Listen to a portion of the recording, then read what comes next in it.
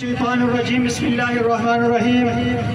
میں بہت لمبی بات نہیں کروں گا، میں صرف بڑے افسوس کے ساتھ یہ کہنا چاہ رہا ہوں کہ آج اس چوک کے اندر آٹے کے بحران کے لیے سراپا احتجاج اس ملک کے لوگ ہیں کہ جو ایک زرعی ملک ہے، جس کی اپنی زرعی پیداوار اتنی ہے کہ وہ اپنے ساتھ کئی اور ملکوں کو سنبھالنے کی سکت رکھتا ہے، لیکن افسوس ہے کہ آج میرا ملک آٹے کے بحران کا شکار ہے۔ آج میرے ملک کے شہری آٹا لینے کے لیے لائنوں میں لگے ہوئے ہیں۔ میرا ملک آج میں بڑے افسوس کے ساتھ یہ کہنا چاہ رہا ہوں کہ ایک طرف دبئی کے صحرا گندم پیدا کر رہے ہیں، ایک طرف عمان کے صحراؤں میں لہلہاتے کھیت ہم دیکھ رہے ہیں، اور دوسری طرف میرا زرعی ملک، میرے سرسبز اور لہلہاتے کھیت ویران پڑے ہیں، بنجر ہو رہے ہیں۔